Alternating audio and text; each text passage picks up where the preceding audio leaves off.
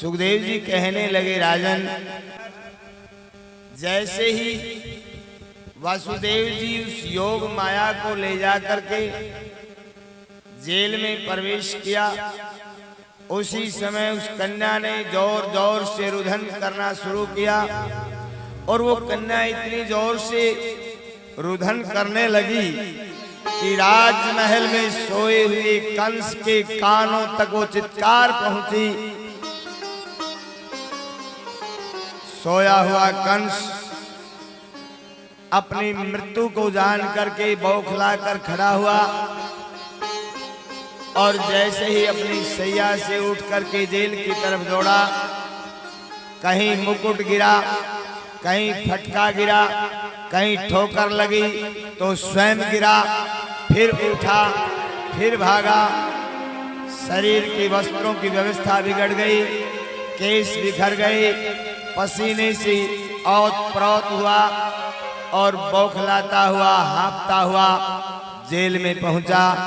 और जैसे ही देवकी की गोद में एक सुकन्या को देखा, देवकी ने करबद्ध प्रार्थना की, भैया ये तो एक मासूम कन्या है, ये आपका क्या बिगाड़ सकती है? आपने मेरे 6 पुत्रों का वध कर दिया है, आप इस कन्या को जीवन दान दे भैया, मैं इसके सहारे अपना जीवन यापन कर लूंगी। लेकिन दुष्ट कंस को उस कन्या के अंदर अपना काल दिखाई दे रहा था। वो बौखला गया, देवकी की बात को अनसुनी की और लपक करके जैसे ही कन्या को पकड़ना चाहा, उसी समय योग माया ने माँ देवकी की गोद से उछल करके कंस के शीश पर पद का आघात किया और आकाश में विलीन हो गई। अष्टभुजी दुर्गा का रूप धारण किया।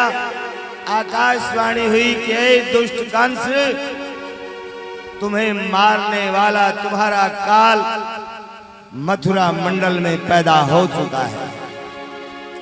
इतना कहकर के वो कन्या आकाश में विलीन हो गई। मां भगवती का स्पर्श हुआ। कंस को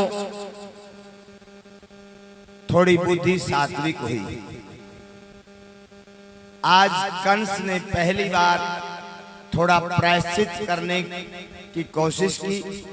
हाथ जोड़ करके वासुदेव देवकी से कहने लगा, हो सके तो मुझे क्षमा कर देना, मेरे से बहुत बड़ी गलती हुई।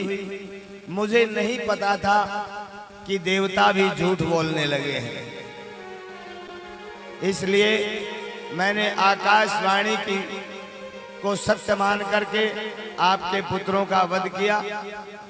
इतना कह करके कंस जेल से बाहर आया और उसी समय तत्काल एक बहुत बड़ी सभा को एकत्रित किया। मंत्री महामंत्रियों से विचार विमर्श करने लगा। इधर गोकुल में नंद भवन के अंदर हर्षोल्लास से उत्सव मनाया जा रहा है। बधाई देने वाले और बधाई लेने वालों की बहुत बड़ी भीड़ लगी हुई है। कब दिन बीतता है, कब रात बीतती है, किसी को कोई आभास नहीं। बोली श्री बालाजी महाराज की जय, बाल कृष्ण भगवान की जय।